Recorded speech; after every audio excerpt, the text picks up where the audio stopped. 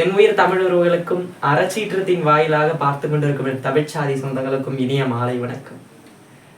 இந்த காணொலியிலே தமிழ்நாட்டை ஆண்டு கொண்டிருக்கக்கூடிய தமிழக வெற்றி கழக தலைவரும் தமிழ்நாடு முதலமைச்சருமான மாண்புமிகு திரு விஜய் அவர்கள் ஆட்சியை பற்றி தான்.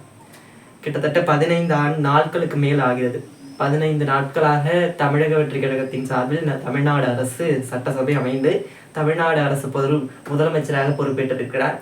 108 இடங்களை வென்று பெரும்பான்மையை காட்ட முடியாமல் எதை தீய சக்தி என்று சொன்னாரோ அது வாஷிங் மிஷின்ல போட்டு தூய சக்தியாக ஆகி திமுகவில் இருந்த கூட்டணியிலேயே எடுத்துக்கொண்டு பெரும்பான்மையை காட்டி தமிழக முதலமைச்சராக பொறுப்பேற்றிருக்கிறார். 108 இடங்களை வென்று கூட்டணி சென்று வென்றிருக்கிறார். முதலமைச்சராகவும் ஆகியிருக்கிறார். கிட்டத்தட்ட 15 நாட்கள் ஆகிறது. 15 நாட்கள்ல இந்த ஆட்சி பிணைப்பு இப்படிதான் போயிட்டு இருக்கும் அப்படின்னு சொல்ல முடியாது. 15 நாட்கள், ஒரு 6 மாதம் இடைவெளி கொடுக்கணும். ஆனா இந்த 15 நாட்கள்ல பயணிக்கும் பாதையை வேணா நம்ம சொல்ல முடியும்.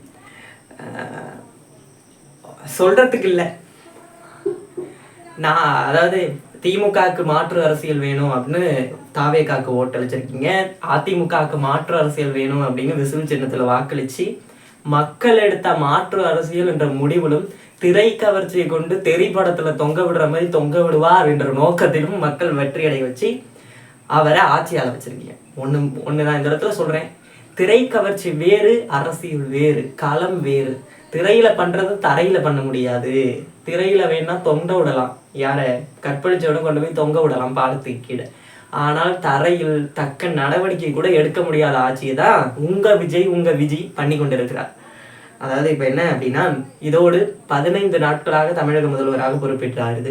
இதில் மட்டுமே 25 கொலைகளும் 4 இரட்டை கொலைகளும் பெட்ரோல் குண்டு வீசுதலும் இங்க நடந்து கொண்டிருக்கு இந்த தமிழ்நாட்டுல. அதையும் தாண்டி 19 பாலியல் குற்றங்கள் நடந்திருக்கு. இதுல பல போராட்டங்கள், செவிலியர் இருந்ததுனால செவிலியர் போராட்டம் என பல போராட்டங்களும் இங்க வெடிச்சுக்கிட்டு இருக்கு. சட்ட ஒழுங்கு சந்தி சிரிக்கிறது 15 நாட்கள். நம்ம ஒன்றும் திமுகவுக்கு மாற்று அப்படின்னு கொண்டு வந்ததுனால என்ன 15 நாட்கள்லயே திருத்திட முடியுமா, 15 நாட்கள்லயே அரசு கட்டமைத்திட முடியுமா அப்படின்னு கேள்வி கேட்கலாம், கேள்வி இருக்கும். 15 நாட்களிலே ஒரு அரசை நாங்கள் கேள்வி கேட்கல. என்ன நடவடிக்கை எடுத்தீங்க? 19 பாலியல் குற்றங்கள், 25 கொலை, 4 இரட்டை கொலை நடந்திருக்கு. இதுக்கான தீர்வை என்ன கொடுத்தீங்க? மாற்று, திமுகவுக்கு மாற்று தாவேகா அப்படின்னா தாவேகா என்ன செய்தது? அதே போல சம்பிரதாய ட்விட்டர் கடிதமும் சம்பிரதாய கடிதங்களும் சம்பிரதாய அறிக்கையும் விடுவது நீங்க தான் சொன்னீங்க. நான் சம்பிரதாயத்துக்கு ட்விட்டர் அரசியல் பண்ண மாட்டேன் அப்படின்னு. ஆனா நீங்களும் அதையே தான் பண்ணிக்கிட்டு இருக்கீங்க. அப்படியே பார்த்தா விசில் சின்னத்துக்கு வாக்களிச்சவங்களாம் இப்பதான் என்றாங்க, ஆட்சி மாறினாலும் காட்சி மாறவில்லை அப்படின்னு. சத்தியமா இதான் உண்மை. ஆட்சி மாறினாலும் காட்சி மாறவில்லை. நீங்கள் அன்பாக பண்பாக வாக்களித்த உங்கள் விஜய் அவர்கள் நல்லபடியாக தூய அரசியலை செய்கிறாரா என்று நீங்களே பார்த்துங்க. அல்லது சம்பிரதாய ட்விட்டர் அரசியலையும் சம்பிரதாய அறிக்கை அரசியலும் எப்படி திமுக செய்தது, எப்படி அதிமுக செய்தது, அதே தான் இவர்கள் செய்கிறாரா என்பதை நீங்களே எடுத்துங்க. இது போனா அடுத்து தேர்தல் அறிக்கை. தேர்தல் அறிக்கை எடுத்துக்கிட்டா அப்படி எழுதி வச்சிருக்காரு. நான் படித்தேன். தேர்தல் அறிக்கை அருமையான தேர்தல் அறிக்கை, பாராட்டுகள். உங்களோட அண்ணன் சீர்திட்டம், தங்க மோதிர திட்டம், அந்த திட்டம், இந்த திட்டம், வெற்றி பயண திட்டம் என்று பல திட்டங்களை கொண்டு வந்து ஒரு அறிக்கை, அறம் பொருள் இன்பம் என்று 3ஆக பிரித்து அறிக்கையை வெளியிட்டிருக்காப்புல தேர்தல் அறிக்கை. ஆனா சொல்றது ஒண்ணு, செய்யறது ஒண்ணு. தேர்தல் அறிக்கையில ஒண்ணு கொடுத்துருக்காப்புல, செய்யறது ஒண்ணா இருக்கு. ஆட்சி பிணைப்புல, ஆட்சி கட்டமைப்புல வந்ததுக்கு அப்புறம் அது எப்படி இருக்கு அப்படின்னா, நேற்று விவசாய கடன் தள்ளுபடி செஞ்சிருக்காப்புல. எப்படி தள்ளுபடி செஞ்சிருக்காரு அப்படின்னா, விவசாய கடன் தள்ளுபடி செய்ததெல்லாம் சிறப்பு. ஆனா தேர்தல் அறிக்கையில எப்படி விவசாய கடனை தள்ளுபடி செய்வேன் அப்படிங்கிறத குறிப்பிட்டிருக்கு. எப்படி குறிப்பிட்டிருக்கு? 5 ஏக்கருக்கு குறைவாக நிலம் வைத்திருப்பவர்களுக்கு கூட்டுறவு வங்கியில் வாங்கிய கடன் ஒட்டு மொத்தமாக தள்ளுபடி செய்யப்படும் உங்கள் விஜய் தான் குறிப்பிட்டிருக்காப்ல. ஆனால் செய்தது தேர்தல் அறிக்கை தேர்தலுக்கு முன்பு சொன்னது. வென்றதுக்கு பின்பு ஆட்சி கட்டமைப்புல அமைந்தது கூட என்ன பண்ணிட்டு இருக்காரு? அதுல சிறு குறு என பிரித்து, அந்த விவசாயிகளுக்குள்ள சிறு குறு என பிரித்து கிட்டத்தட்ட 50,000 ரூபாய் பெற்ற குறு விவசாயிகளுக்கே பயிர்க்கடன் தள்ளுபடின்னு 14 பாகம் போட்டு கொடுத்துருக்காரு. சிறு குறுலாம் நீங்க தேர்தல் அறிக்கையில பிரிக்கலையே. 50,000 20,000 30,000 தேர்தல் அறிக்கையில நீங்க பிரிக்கலையே. என்ன சொல்லியிருக்கீங்க? 5 ஏக்கருக்கு குறைவாக நிலம் வைத்துள்ள விவசாயிகளின் கூட்டுறவு வங்கியில் வாங்கியுள்ள கடன் ஒட்டு மொத்தமாக தள்ளுபடி செய்யப்படும். ஒட்டு மொத்தமாக தள்ளுபடி செய்யப்படும் தானே போட்டிருக்கீங்க. அப்பொழுது என்ன, முறைதான் ஒரு முறைதான் உன்னை பார்த்தால் வரமே அப்படிங்கிற மாதிரி விவசாயிகளையும் ஏமாற்றி விட்டார், நாமம் போட்டு விட்டார். அறிக்கையில ஒண்ணு சொல்றது, செய்யறது ஒண்ணு. இதுக்கு பேர் மாற்றா என்றால் மாற்று மாற்று ஏமாற்று அரசியல். இதை நான் சொல்லல, யார் சொல்றாருன்னா திருவண்ணாமலையில தாவேகா வேட்பாளராக போட்டியிட்ட அண்ணன் ஆறுமுகம் அவர்கள் விவசாயியாக பணிய இருக்காரு. அவர் தான் சொல்லியிருக்காரு, முட்டு கொடுக்க முடியாது, தேர்தல் வாக்குறுதியை கொஞ்சம் படித்து பாருங்க, தேர்தல் வாக்குறுதியை கொஞ்சம் சிந்தித்து பாருங்கள், தேர்தல் வாக்குறுதியை சிந்தித்து விட்டு பின்னர் உங்கள் செயல் திட்டங்களை நிறைவேற்றுங்கள்னு யார் ட்விட்டர்ல பதிவு போட்டிருக்காங்கன்னா திருவண்ணாமலையில் தாவேகாவில் போட்டியிட்ட விவசாயியான அண்ணன் ஆறுமுகம் அவர்கள் ட்விட்டர்ல பதிவு போட்டிருக்காங்க. எது மாற்று மாற்று ஏமாற்றுன்னு நான் சொல்லலை, விவசாயிகளை ஏமாத்திட்டாருன்னு நான் சொல்லலை, மாற்று அரசியல் தள்ளுபடி பண்ணிட்டாரு, 50,000 தள்ளுபடி பண்ணிட்டாரு அப்படின்னு நான் சொல்லலை. அறிக்கையில அவர் தெளிவா குறிப்பிட்டிருக்காரு. என்ன ஒரு நல்ல விஷயம்னா, நம்ம எதுவுமே தப்பா கேட்க தேவையில்ல, அவரே எல்லாமும் பேசி வச்சிருக்காரு, அவரே அறிக்கையா எழுதி வச்சிருக்காரு, அதை அப்படியே நம்ம எடுத்து சொல்ல போறோம், அவ்வளவுதான்.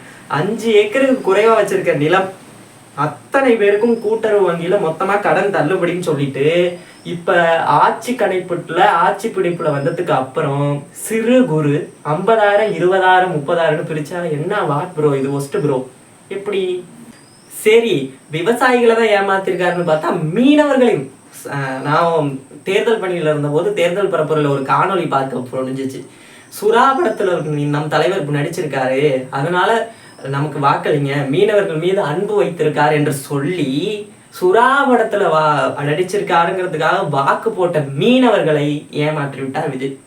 இன்று தேர்தல் அறிக்கையில சொல்றது ஒண்ணு, செய்யறது ஒண்ணு. எப்படி கச்சத்தீவு மீன்பிடி உரிமையை கச்சத்தீவை மீட்பதற்காக, மீனவர்களுக்கு உரிமையை திருப்பி நிலைநாட்டுவதற்காக என்ன சொல்லியிருக்காப்புல அறிக்கையில, நோட் த பாயிண்ட், ஆக்கப்பூர்வமாக, நீங்க ஒரு பூர்வம் பண்ண போறதில்ல, ஆக்கப்பூர்வமாக எடுத்து ஒன்றிய அரசுக்கு அழுத்தம் தரப்படும் என்று யார் சொல்லியிருக்கா? இதே உங்கள் விஜய் தேர்தல் அறிக்கையில கொடுத்திருக்காரு. கரெக்டா? கச்சத்தீவு மீனவர்களோட உரிமை சுறா படத்துல நடிச்சிருக்கிறதுக்காக கொடுத்திருக்காரு. ஆனால் செஞ்சது என்ன? சொல்றது ஒண்ணு, செய்யறது ஒண்ணு. What bro, it's worst bro. இன்று மீன்வளத்துறை அமைச்சரான அண்ணன் ஸ்ரீநாத் அவர்களும், மாண்புமிகு அமைச்சர் ஸ்ரீநாத் அவர்களும், ஐடி துறை அமைச்சரான குமார் அவர்களும் இதுக்கு செய்தியாளர் கேட்குறாங்க, கச்சத்தீவை பத்தி உங்களுடைய நிலைப்பாடு என்ன அப்படின்னு. நிலைப்பாடை தேர்தல் அறிக்கையில ஒன்றிய அரசுக்கு அழுத்தம் தரப்படும் என்று சொல்லிவிட்டு ஆட்சி கட்டமைப்பில் வந்த பிறகு நோ கமெண்ட்ஸ் அப்படின்னு இருவரும் சொல்லியிருக்காங்க. இது எப்படி பார்க்க போகுதுன்னா, இனி இந்த ஆட்சி அடுத்த 5 ஆண்டு இருப்பது வரை கச்சத்தீவை பற்றி இவர்கள் பேச மாட்டார்கள். கச்சத்தீவுக்கு மீட்க முடியாது இந்த ஆட்சியில். நாம் தமிழர் கட்சி அப்படியாடா சொன்னிச்சு? நாம் தமிழர் கட்சி ஆட்சி முறையில் தெளிவாக குறிப்பிட்டிருக்கு, கச்சத்தீவை நாங்க எப்படி மீட்போம். மீனவ கிராமங்கள்ல பேசும்போது சொல்றோம். ஆனா நீங்கள் வாக்களித்தது விசல் சின்னத்திற்கு. நீங்க தேர்தல் அறிக்கையில குறிப்பிட்டதை பார்த்து வாக்களிச்சிருந்தீங்க அப்படின்னா தைரியமாக சென்று மாண்புமிகு தமிழ்நாடு முதலமைச்சர் அவர்கள்ட்ட கேள்வி கேட்க. சொல்றது ஒண்ணு இருக்கு, செய்யறது ஒண்ணா இருக்கு. விவசாயிகளை தான் ஏமாத்திட்டாரு அப்படின்னு பார்த்தா மீனவர்களையும் ஏமாத்திட்டார். ஆக மொத்தம் தொப்புள் கொடிவியான உறவானது என் விவசாயியும் என் மீனவ சொந்தத்தையும் நல்லா நாமம் போட்டு விட்டார். இதெல்லாம் போகுது அப்படின்னா காவேரி நீர்வளத்துறை அமைச்சராக அண்ணன் புசி ஆனந்த் அவர்கள் இருக்கிறார். மாண்புமிகு அமைச்சர் புசி ஆனந்த் அவர்கள் இருக்கிறார். காவேரியில மேகதாது அணை கட்டுவதை எதிர்த்து தமிழ்நாடு அரசு, தமிழ்நாடு பேசுவதற்கு எந்த உரிமையும் இல்லை என்று அங்குள்ள டி.கே. சிவகுமார் அவர்கள் பேசியிருக்கார். ஒரு ஆணவ போக்காக இது பார்க்கப்படுகிறது. ஆணவ போக்காக நாம் தமிழர் கட்சி எடுத்து கண்டித்து அறிக்கை விடுது.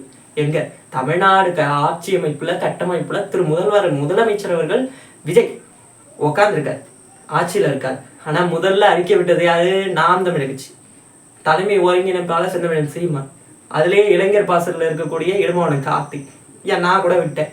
இது போல காவேரி மேகதாது அணை கட்டுவதை எதிர்த்து தமிழ்நாடுக்கு எந்த உரிமையும் இல்லை பேசுவதற்குன்னு சொல்றது வன்மையாக கண்டிக்க வேண்டிய விஷயம். ஆனால் ஆட்சியில் இருக்கக்கூடிய அரசு சம்பிரதாயத்துக்கு கடிதம் எழுதுது, சம்பிரதாயத்துக்கு ட்விட்டர் அரசியல் பண்ணக்கூடிய திரு விஜய் அவர்கள் அதெல்லாம் பண்ண மாட்டேன்னு சொன்ன விஜய் அவர்கள் அதுக்கு என்ன சொல்லியிருக்காரு, நடவடிக்கை எடுக்க ஒத்துழைப்போம், நடவடிக்கை எடுக்க ஆராய்ந்து கொண்டிருக்கிறோம்னு ஒரு அறிக்கை விட்டுட்டாப்ல. இது எப்படி பார்க்க போகுதுன்னா, தேர்தல் அறிக்கையில என்ன சொல்லியிருக்காரு, காவேரியிலிருந்து தமிழகத்திற்கு வரக்கூடிய ஒரு சொட்டு நீரை கூட விட்டு கொடுக்க மாட்டோம்னு தேர்தல் அறிக்கையில சொல்லியிருக்கு. இப்ப அதை அடைக்கிற மாரி ஒரு அணையை கட்டும் போது விட்டு கொடுக்குறீங்களே, ஒரு சாதாரண நடவடிக்கை எடுக்க நாங்க மேற்கொள்றோம் அப்படின்னு ஒரு அறிக்கையோடு நிறுத்தி விட்டு ஏன் செய்தியாளரை சந்திச்சு இந்த மாதிரி காவேரியில கட்டுவதை நாங்க எதிர்ப்போம், நீ கட்டிப்பாரு, நான் இடிக்கிறேன் அப்படின்னு ஏன் உங்களால ஒரு ஆட்சி கட்டமைப்பில் இருக்கக்கூடிய உங்களால் சொல்ல முடியல? அண்ணன் TK சிவகுமாருடைய ஆடவ பேச்சை ஏன் உங்களால் கண்டிக்க முடியல? சம்பிரதாய அரசியலையும் சம்பிரதாய ட்விட்டர் அரசியலையும் சம்பிரதாய கடிதத்தையும் எழுத மாட்டேன்னு சொன்னது நீங்க, நான் சொன்னா நீங்க தான் சொன்னது நீங்க, ஆனா செய்யறது நீங்களா இருந்தா what bro, it's worst wrong bro, ரொம்ப தப்பா இருக்கு. அதாவது 15 நாட்கள்ல 5 வருஷத்துல நடக்க வேண்டிய ஒவ்வொரு குற்றங்களும் நடந்துட்டு இருக்கு. பாலியல் குற்றம், போராட்டம், இதெல்லாம் தாண்டி மின்சாரம், மின்வெட்டு, தமிழ்நாடு முழுவதும் மின்வெட்டு, புறநகர் பகுதியான சென்னையில பல பகுதி, அவருடைய தொகுதியான பெரம்பூர் தொகுதியிலேயே மின்வெட்டு.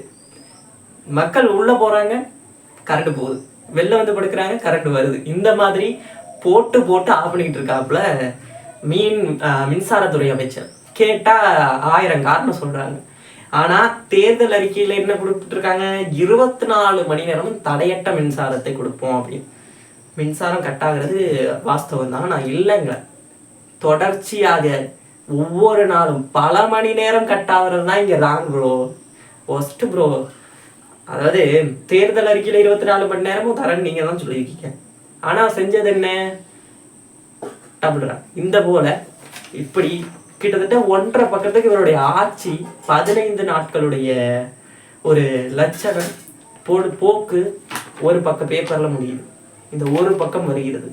அப்படி இருக்கும் பொழுது இன்னும் நம்ம பார்க்க போறோம், இன்னும் நாட்கள் இருக்கு, காலம் இருக்கு, தொடர்ந்து பார்ப்போம். அநீதிக்கு எதிராக அறச்சீற்றம் குரலாக ஒலிக்கும்.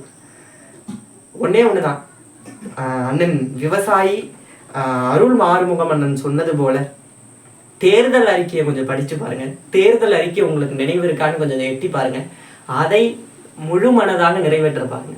அண்ணனுக்கு சீர்திட்டம், தங்க மோதிர திட்டம், இளைஞர்களுக்கு 4000, ஆக மொத்தம் வரிசையா அறம் பொருள் இன்பம் என்று 3 பிரிவுகளை பிரித்து பல திட்டங்கள் தேர்தல் அறிக்கையில இருக்கு. 5 ஆண்டு முடியும் போது நான் அதை எடுத்து கேள்வி கேட்போம், ஒவ்வொருத்தரும் கேள்வி கேட்போம். அதற்கான பதில் சொல்ல வேண்டியது உங்களுடைய கடமை. தயவு செய்து தேர்தல் அறிக்கையை சிந்தனையில் வையுங்கள். தேர்தல் அறிக்கையை சொன்னதை அப்படியே நிறைவேற்றலாம். நீங்க என்ன மாற்று, திமுகவும் இதை தான் பண்ணுச்சு, அதிமுகவும் இதை தான் பண்ணுச்சு, அதுக்கு மாற்று என்று மக்கள் விரும்பி உங்களை வாய்ப்பளிச்சிருக்காங்க. திரை கவர்ச்சி மட்டும் இதுக்கு உதாரணமான கிடையாது. மாற்று அரசியல் என்று நம்பி உங்களை வாக்களிச்சிருக்காங்க, நீங்க நம்ப வச்சிங்க. ஆனா மைக்ல நல்லா பேசிவிட்டு, ஏப்போ சீட்டை வச்சு நல்லா பேச்சுன்னு பேசிவிட்டு இங்க ஆட்சி கட்டமைப்பில் வந்தோட மாத்தி பேசுவது என்பது நடைமுறைக்கு சாத்தியமானா கிடையாது. நாம் தமிழ் கட்சி அது எதிர்கட்சியாக நின்று எதிர்க்கும்.